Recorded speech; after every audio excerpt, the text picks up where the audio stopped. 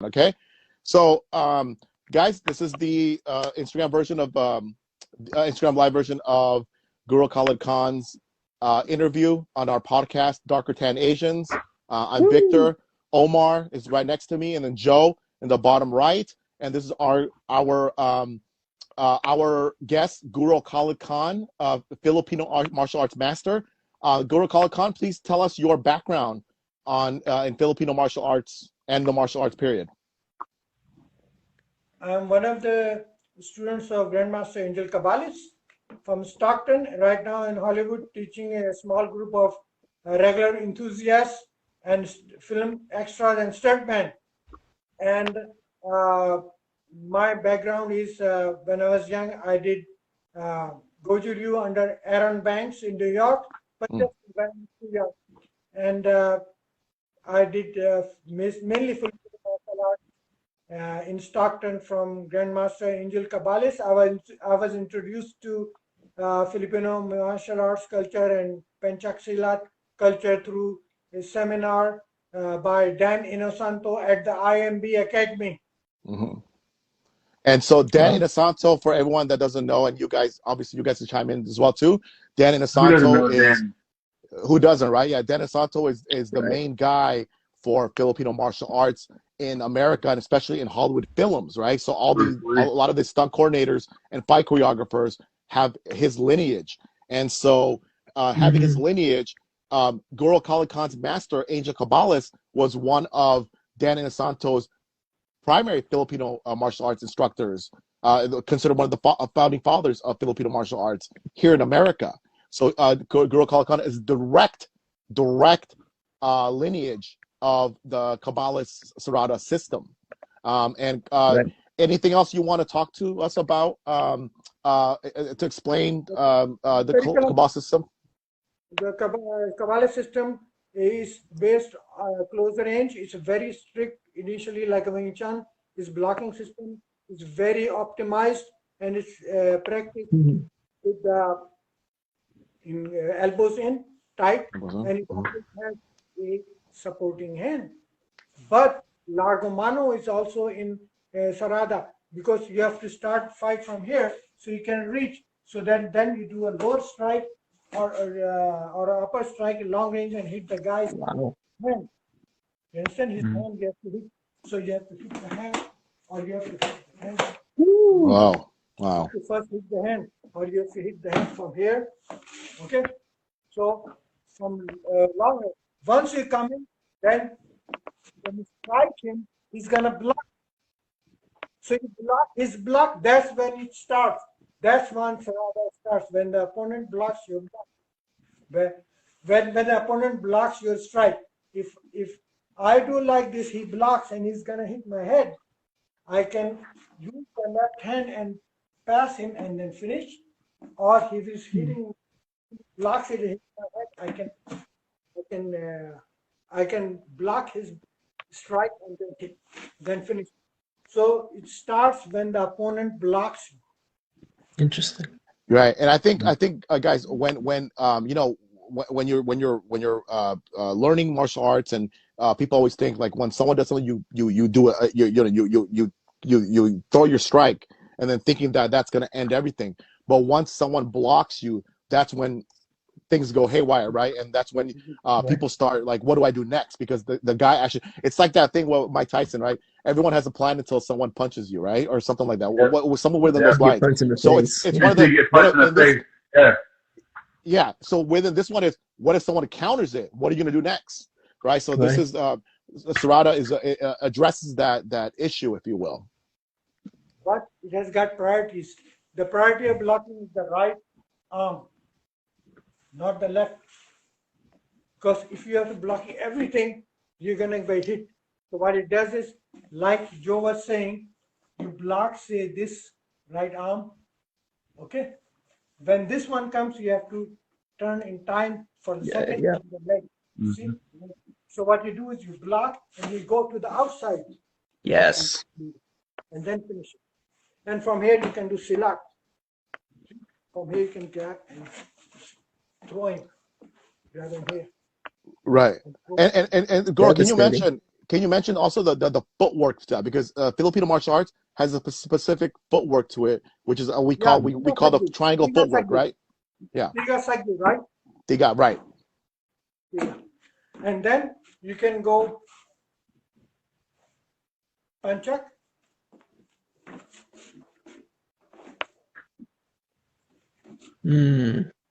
Right.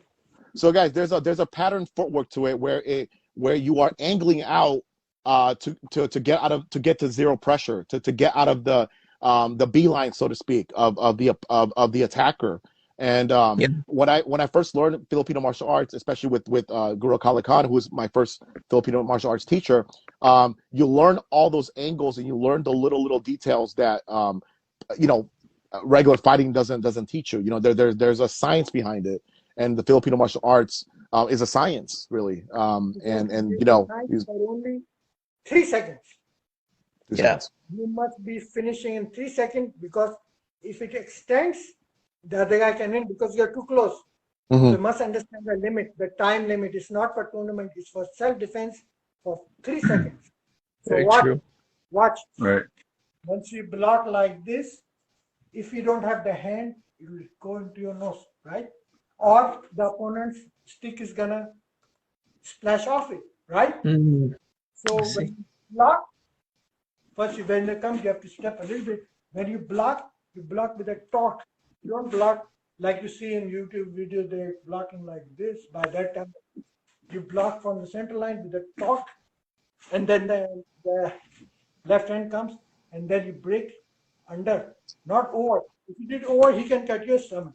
So you do here and cut, or you do here, and if he's coming to your stomach, you pass over and finish it. Okay? Wow. If Right. it's a vertical coming, you don't go like this, it's gonna hit your face. You go like this, you're supporting him. Not like karate, because like karate is gonna get cut, supporting him, and then you control the arm. This thing is actually gonna lock, that's why it's called lock and block. It's gonna lock the elbow. So when you block like this, open, you lock his elbow, you don't hit on the top. Actually, you can hit anywhere you like. You hit here, under. Because he's gonna go, the next move is he's gonna go down here. So you know where you hit, and then you can hit the top. And supposing when you're hitting like this, he wants to cut your stomach, you let him pass. So it's very complicated to stop this strike. It's easy to stop this one. So this and that goes on and on. This hand always comes to locking. That's what it's called, lock and block. And now let's turn it into empty hand. In empty hand, he's gonna jab and punch. So jab is called, the whole combined is called strike number 10. You don't block jab, because if you're blocking jab, you're gonna be hit by this. But the jab you parry, okay? And then this coming, you bump it and then go to the outside. Jab you parry, or jab you bump, and then the inside block on the one that's coming on the right. I see. Right fist. Because if you went with both, he's faster than you. How are you gonna keep the time? So you have to have priority of blocking the right fist. The right fist is the prior, and this one is only parry or gun. Gunti means cut. Yeah. You can gun. This is a left jab coming. You can give gunted or do it and do crosada on this one on the right. Everything is for the right. And what about the kicking? If the kick comes, it's a strike number 3, because when the kick comes, this block. When the kick roundhouse comes, you catch here. Okay. It's just like all the kicks coming on this side, high or low, you have to pass, go to the outside. And now from here you do sit-ups. So Nice. so guys, there's a there's an address of each angle, because strikes come in different angles, and serrada and the Filipino martial arts addresses those angles. And once you address that angle to block, right, and then to counter, once you get in, so to speak, then you like Guro said, you make that finish. and you can do whatever, right? There's a plethora of Go to things to the do. outside and make the finish, not in the front. If you The made in the outside, correct? front, you could do it by this other arm Right, or the leg. So once you block, you go to the outside. So his right arm is here now, and from here you can catch his neck or take his ankle out or his thigh out from this 45-degree angle. So you Yeah. front, you block this one, go to the outside, and from here you finish. there you go. see? Smart. That is This good. also all the snap jewels are also going to the outside. And Harima, what is Harima? Is strike number 3 and 2 and 5. If you know strike number 3, 2, and 5 is the same. When the arms come close to each other, they are all either Serrada or Wing Chun. Now in Wing Chun, you involve both arms, right? But what happens if the guy comes in, how are you going to block? Although they have strength, I'm not like putting Wing Chun down, but Serrada makes sure when you're putting out, this stays here. Because if the guy comes from here, you have got something to put. It's not standing here. Your face is open. Do you understand? Right. Yeah. And just guys, for you guys that didn't catch that, harimau, Guro Khalid said harimau is Indonesian for tiger or tiger style or tiger posture.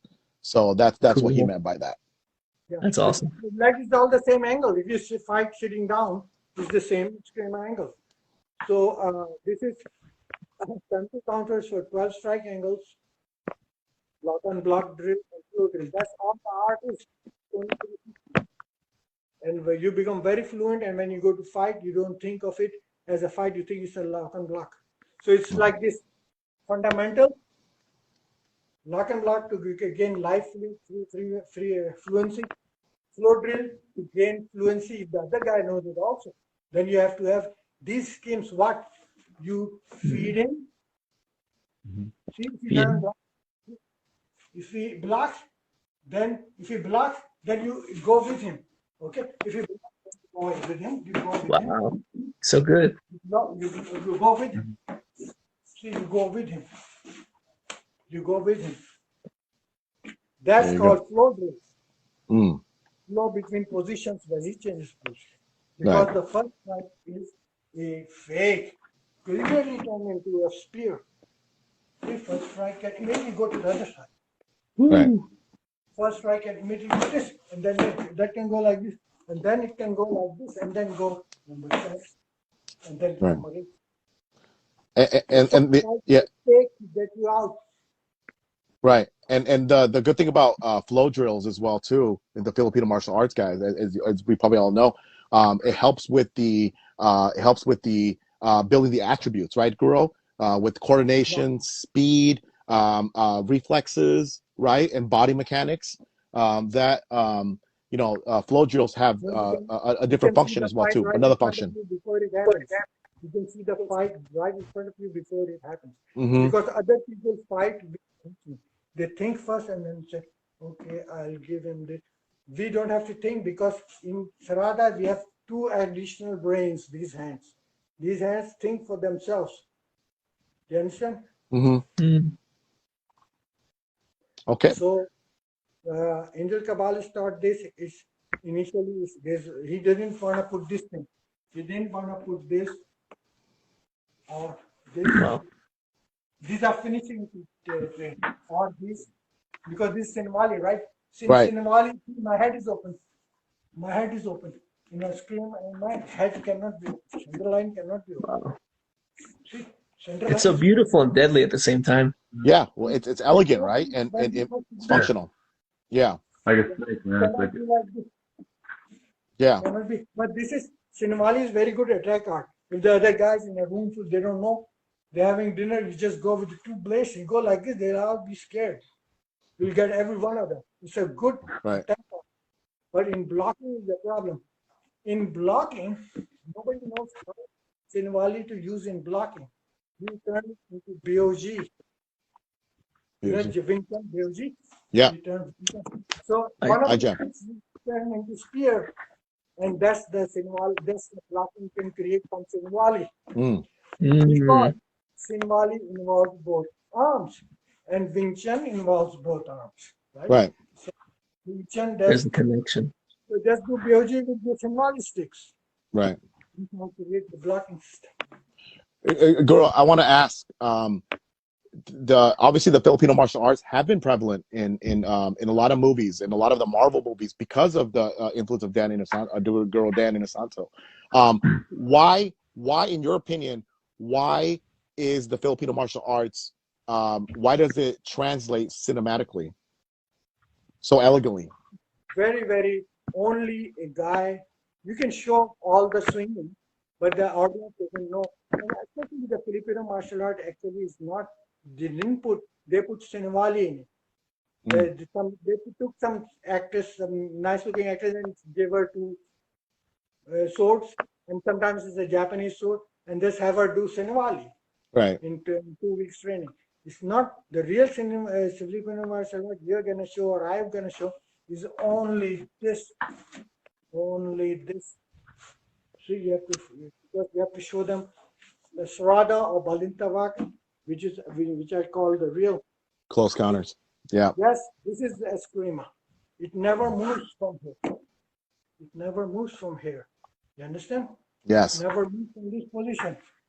This we can teach any actor, and the camera gets this. The camera gets this. So that's why the Hollywood people just quickly make it and shut down the camera and they go home. Absolutely. Absolutely. Authentic. Like in your seal art, you have to get the C card right? The posture. The outside. So when the punch comes, yes, right? So when the punch comes, he goes to the outside and goes right. In. And right. Yeah, and the technique is like this.